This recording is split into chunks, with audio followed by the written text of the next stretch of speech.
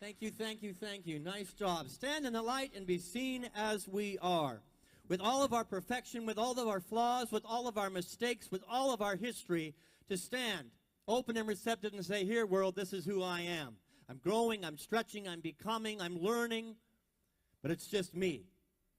And when we stand that humbly before each other, when we stand that vulnerably before each other, something miraculous can happen. Easter can happen. Transformation can happen. Growth can and does happen. Yes?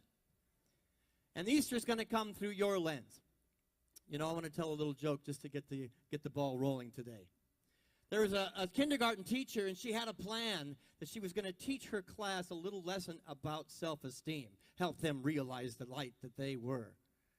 And so she went to class, and she opened up before she said anything else with this statement. Anybody in this room who feels like they're dumb, go ahead and stand up. Fully expecting that nobody was going to stand up at all. And it was for just a moment. She thought, it's working beautifully. Nobody's standing up. And then a little boy jumped in the back of the room, jumped up. And she said, Johnny, do you really think that you're dumb? Oh, no, I don't think I'm dumb at all. I just didn't want you to have to stand there all alone.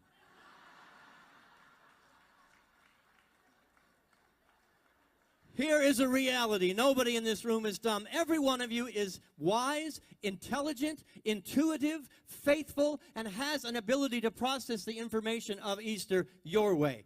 I happen to be the one who gets to stand up here and talk today. That's it.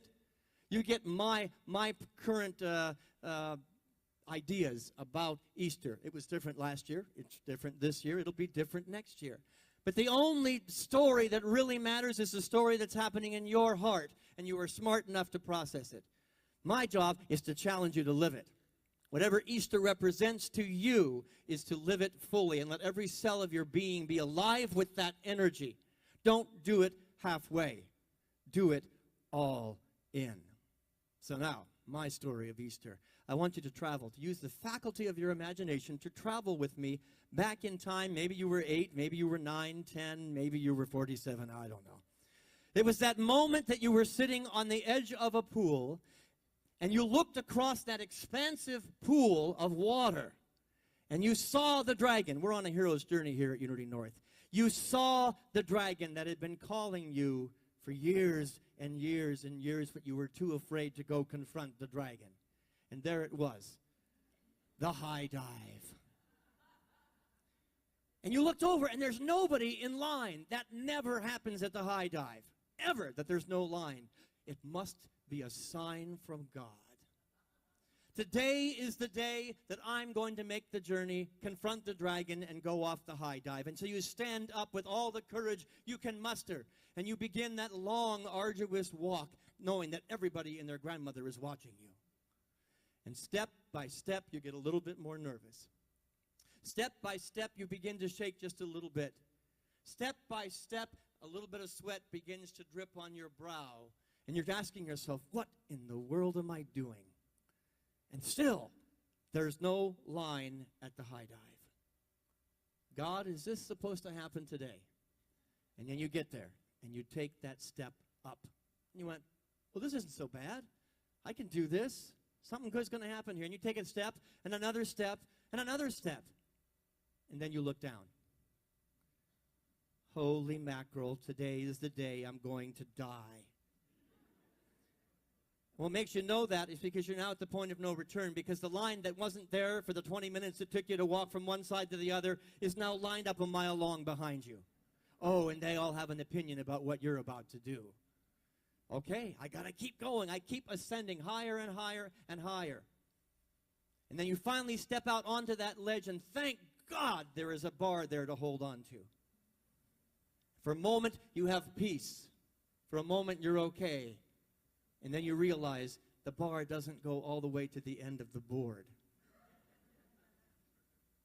And the voices begin as you begin this kind of walk. Shuffle, shuffle, shuffle. I'm being called. This is supposed to happen today, right? It's supposed to happen today. This is the day I'm going in. And the voices, all kinds of voices begin to emerge. Those that are saying, hey, Richard, you can do it. Greg, this is the moment. Debbie, you can do it. I believe in you. Go for it. And then there are the other voices. Come on, you big baby. Hurry up, you big chicken. You're holding up the line. What's the matter with you? Stop crying. Just get over it and get in the water. And what happens is you make your way to the end where you finally have to let go of the bar and go farther out onto that diving board. You begin to let go of more than the bar. You begin to let go of all voices.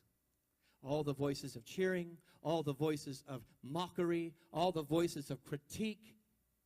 And you make your way out to the diving board, and it's you and God. It's you and your hero's heart. And you look down. And what most of us do is we look to the bottom of the pool, don't we? We forget that the water is much closer than it might appear. That the water that is designed naturally, organically, to support you, to uplift you, to welcome you in is there. But no, we look to the bottom of the pool. I am now 47 flights in the air, and I'm going to embarrass myself. But because the voices have begun to fade, you close your eyes, and you know something within you says, this is the moment.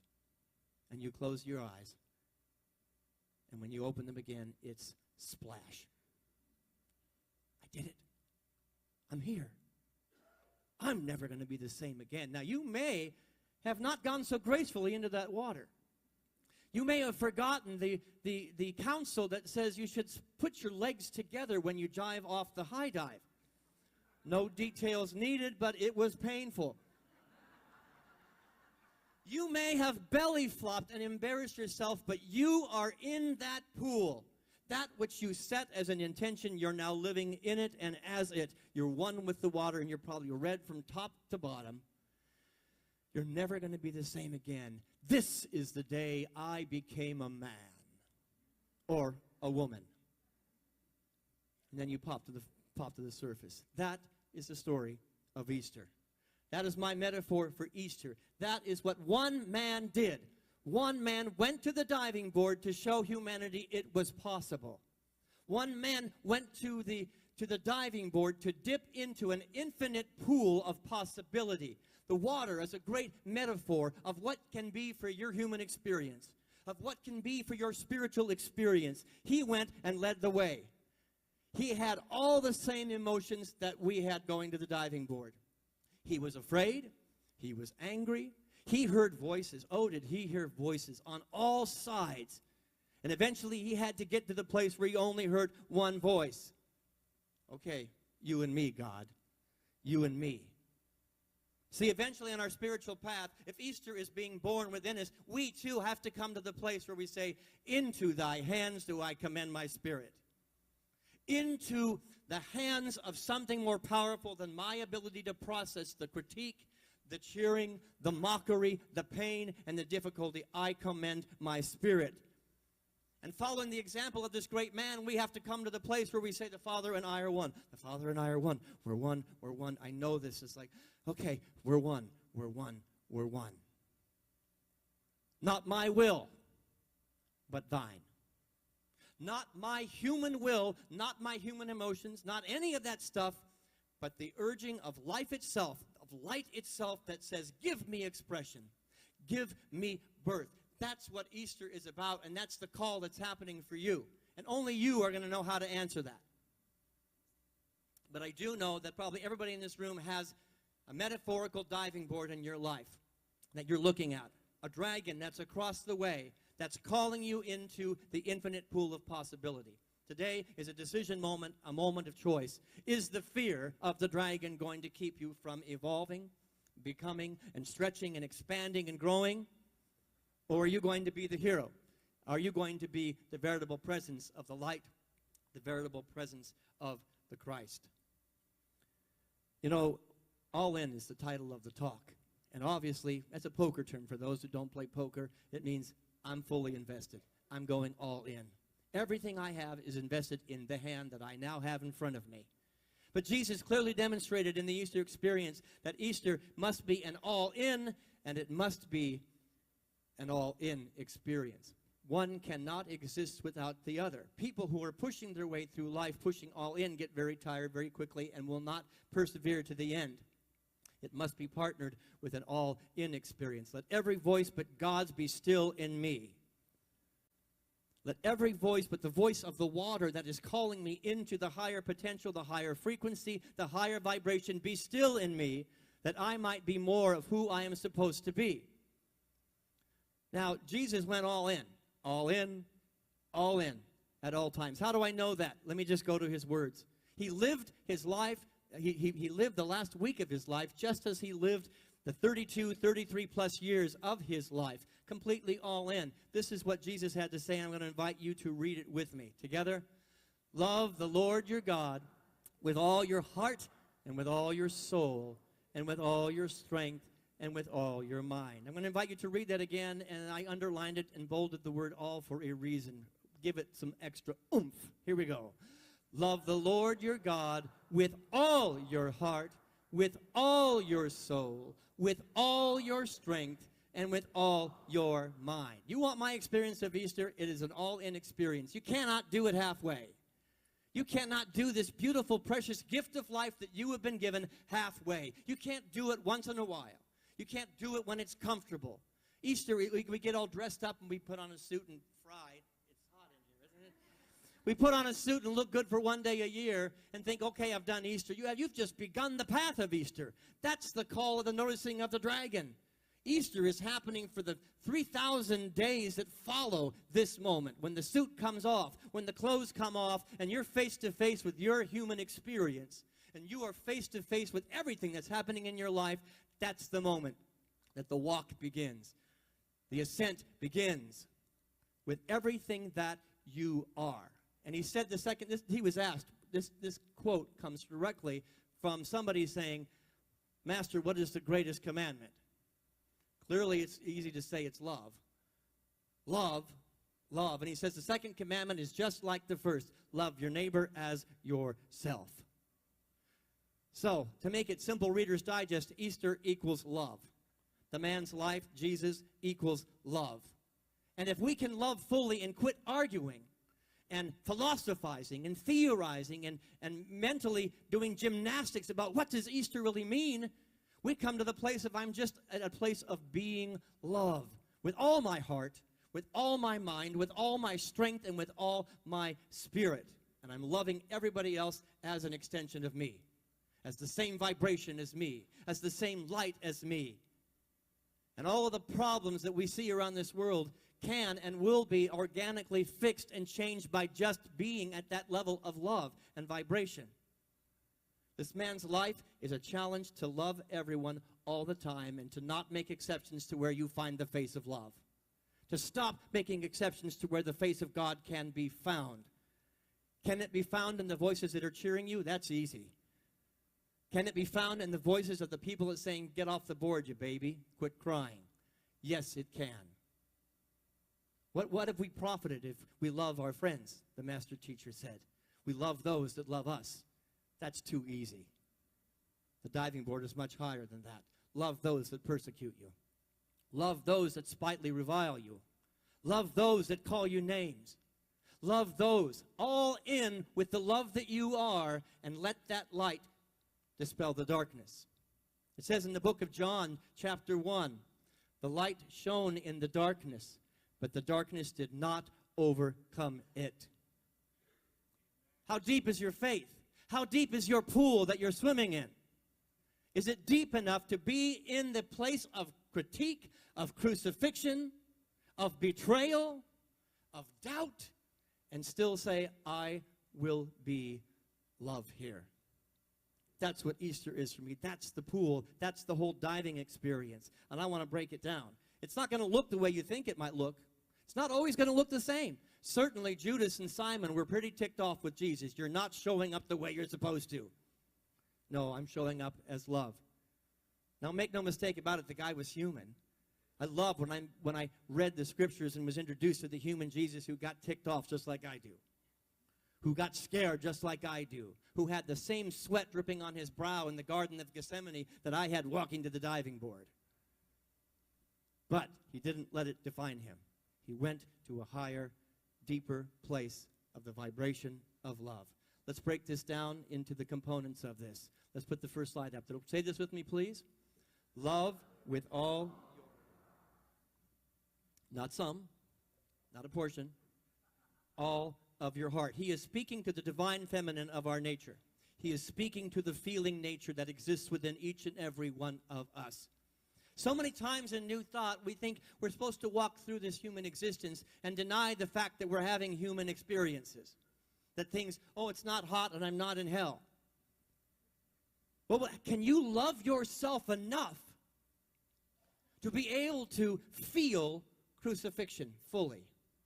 To feel betrayal fully? To feel abandonment fully? To feel denial fully? Now that seems counter to what we talk about in New Thought. That's negative.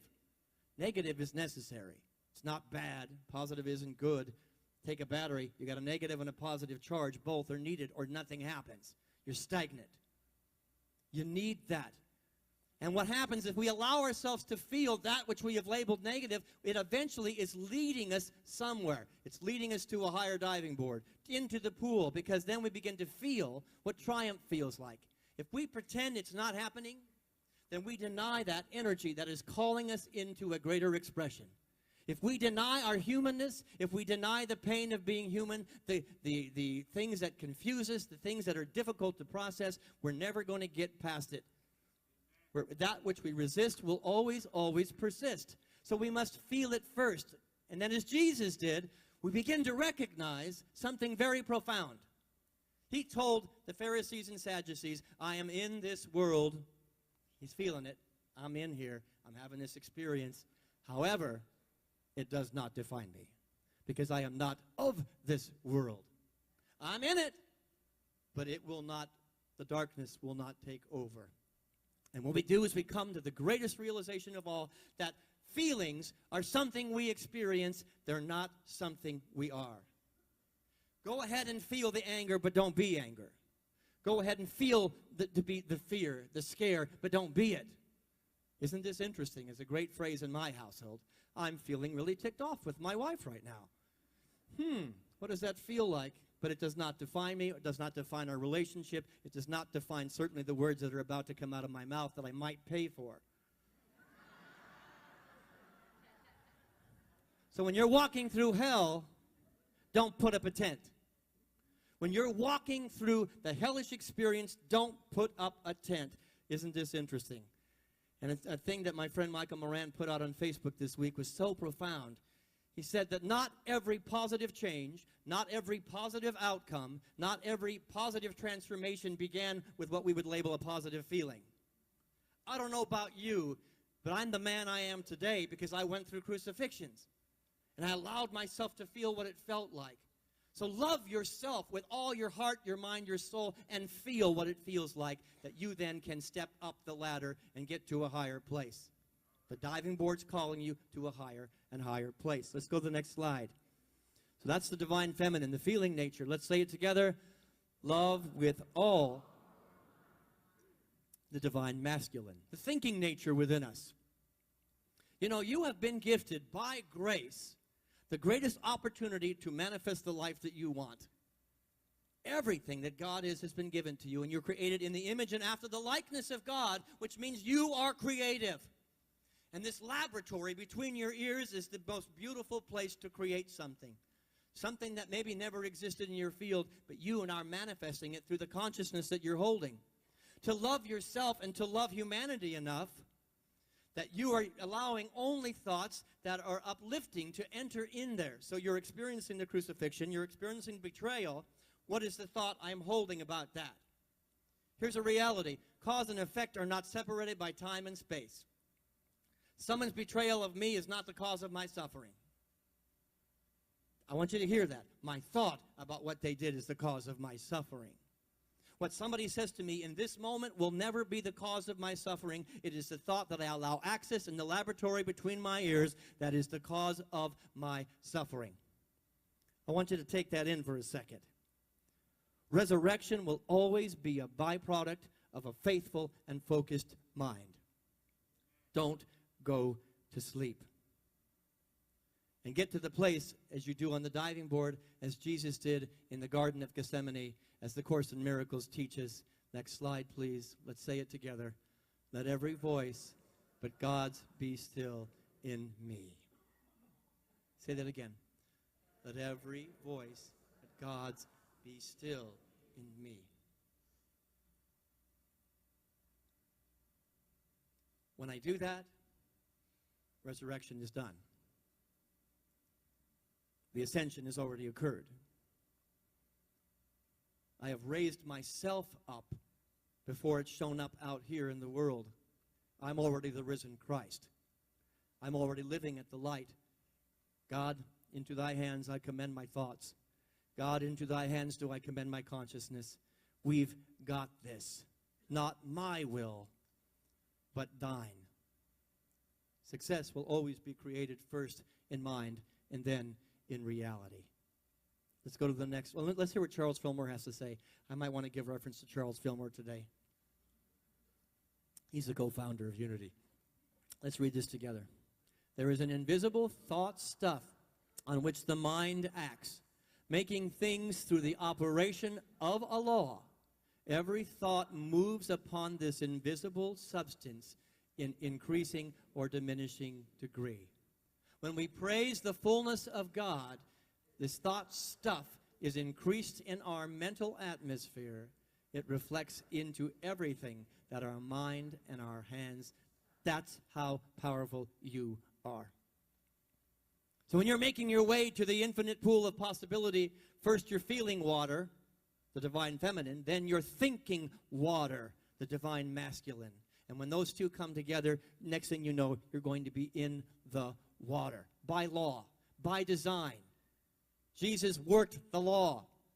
When all the voices were going, and he got still, and he worked the system. He worked the program. He worked the laws. He worked what he knew to be true. And he shaped substance just like we have the ability to do today. To shape substance into form, into expression, into manifestation, into expression. Let's go forward. Let's read it together, the next one. Love with all your soul. Now, I'm not going to get meddling here because you know what your soul really is about. The one thing I will tell you with emphatic energy is that what is your soul? It is a divine idea. It is a divine idea in the mind of God. It is a divine spark. It is so pure, it is so holy that I will boldly stand here today and say that you are the Christ. The world for so long has made the great scapegoat a problem to release responsibility to being the Christ on somebody else. I can do whatever I want, and Jesus paid a price for me, and he's got it handled. The time is now to stop talking about the Christ and start being the Christ. The time has come to know that our soul is already perfect, whole, and complete. And the only difference between me and Jesus, you and Jesus, is he was more awake. He did not let the human experience eclipse the light that he was. Next slide, please. He did not let the light of his being be eclipsed by the crap that was out here. If you want to live Easter, it's time to get rid of the crap out here. Let go of the bars. Let go of the things that are in the way that are keeping you from getting to the pool of infinite possibility. Something in your life today is eclipsing that light. I don't know what it is. You know what it is. It may be a relationship. It may be a circumstance. It may be a job. It may be a diagnosis. It may be a bank account. Whatever it is, the time has come to move that out of the way that your soul may love fully. And when you live from that place, when you live and love from the place of your absoluteness, the absolute divine nature of your being, nothing can stop you from being water. You've thought water, you've felt water. Now you understand, I am water. I am the pool. Friday night we were with Dale Allen Hoffman, and he was doing some interpretation of the last 7 statements of Jesus. And there was one he just really confronted. I loved what he said. He went back to the original Aramaic with the phrase, "Forgive them, Father, for they don't know what they're doing." He says that's not really what Jesus said. In the Aramaic, what Jesus said was this: remove the root of my suffering. Cause and effect are not separated by time and space. There was nothing to forgive. The root of your suffering is your thought, your feeling about what's happening. The sense of duality. Remove any sense of separation between me and any human being, any religion, any political party, any politician, any person in the past, present, and future. Remove the blocks, and suddenly your soul can shine. Thank you. Plain and simple, Easter is going to happen with every decision that you make to no longer allow duality into your field. Blame, guilt, hate, racism. Get rid of it, because that's the eclipse of your soul and will keep you forever wanting to go to the diving board, but never getting into the pool of possibility that Jesus led us to. Yes? That means love. There's a pilot. Somebody has a pilot, a Pontius Pilate in your life, don't you? And what you say to that Pontius Pilate is the same thing Jesus said. You have no power. And any power you have comes from above, comes from my consciousness, and I'm not going to give it to you. You have a Judas in your life. People you don't understand, and they feel like they are betraying everything that you hold dear. They have no power either. You have the power. The time is now to come back to the power that we are, to live it, to breathe it, and accept it, and then to give it all of our strength. Next slide, please. Together, love with all your strength. You know, sometimes in spiritual circles, we get so consumed with the idea, the divine idea of love. It feels so good, soft, sweet, feminine in nature, and it is. It is beautiful. It is necessary. And guess what? Love will get you across the pool. Love will get you to the ladder, and love will get you to the top of the diving board. And then love's job is now complete. Charles Fillmore talks about 12 powers of humanity. 12 different faculties that must be dancing together in congruity and synergy. And the partner to love is strength. Your ability to shuffle your feet and get out to the end of the journey and not go back down the ladder. Strength must be there. Call it tough love. I don't care what you call it, but there is something within you that must be spiritually activated to have the guts, the courage to see the journey through to the end. Jesus could not have performed everything he performed in his life or seen it through to the end with love only. When he was being poked and prodded and whipped and crucified, there had to be a greater strength that needed to be accessed. And he did. And that same strength exists in you. So whatever the challenge is before you today, I'm saying spend some time in strength. We got love down here. We are really good at love. But I want to get some tough love going here and say it's time to buck up. My friend Jay Schofield always tells me that when he catches me whining. Come on, bucko, buck up a little bit. You're playing weak. And I hate it because 9 times out of 10, he's right. But last week you were wrong. The reality is strength and love are two sides of one coin, two halves of one whole circle, yin, yang, male, female, I don't care what you call it, but get it in partnership. Toughen up. Let your spiritual path be a little tougher. Here's some quotes I want you to read with me. Let's put the first one up there. Together, most of the important things in the world have been accomplished by people who have kept on trying when there seemed to be no hope at all. Now, my story of the diving board was not quite exactly what I told you. Story of the diving board, I don't know how old I was, maybe 38. I went up, and there was no line behind me, and I went down. Oh, a little piece of me died. And I went up, and I went down. This went on for probably 6 months.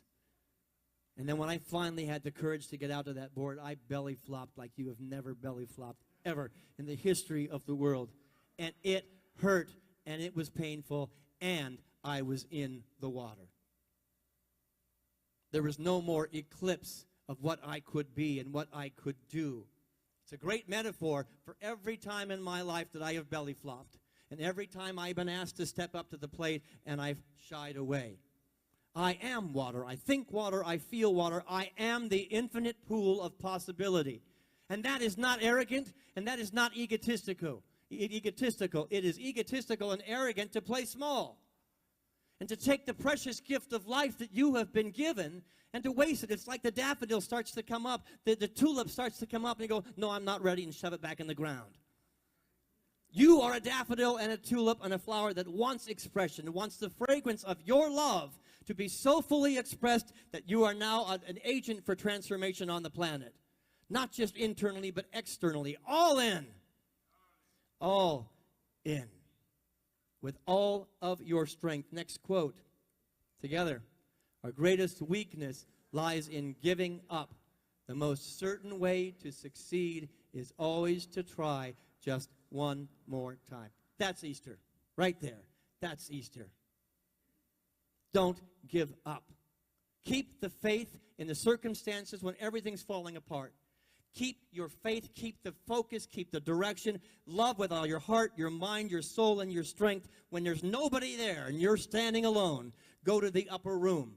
Go to the still small voice. The Father and I are one. The Mother and I are one. Into thy hands do I commend every cell of my being. And when you go all in, I would love to tell you that it means you're never going to fall again, that you're never going to screw up again, that there's never going to be somebody to betray you again. I cannot tell you that.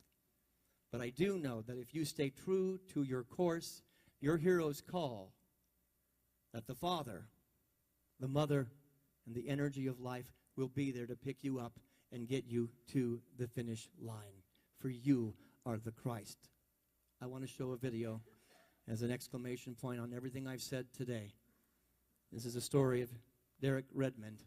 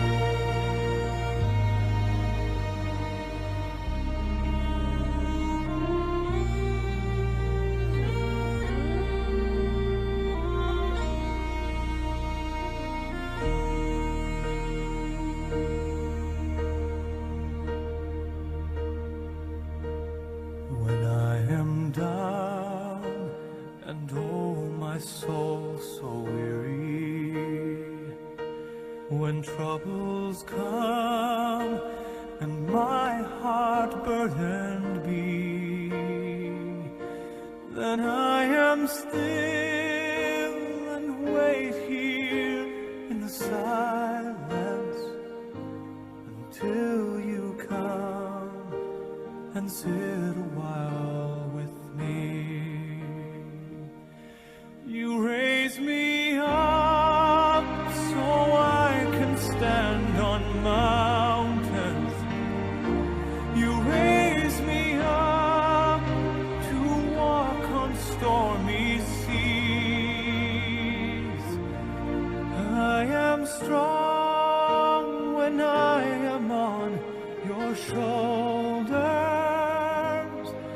You raise me up to more than I can be.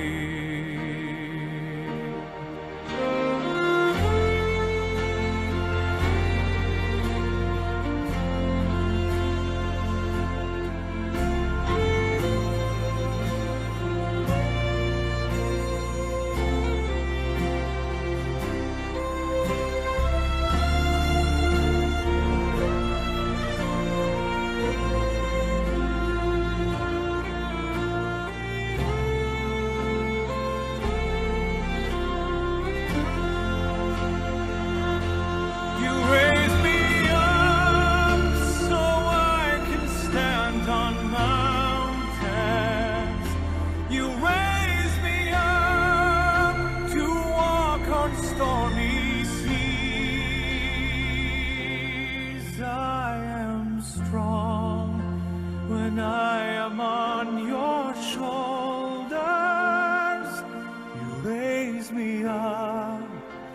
to more than I can be. We are going to finish this together.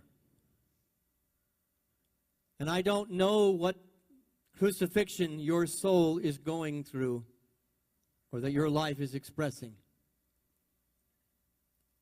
But I do know, out of your willingness to be the light and my willingness to be the light, that together the Father will be there to help us get to the finish line. The Father, the Mother, the sister, and the brother.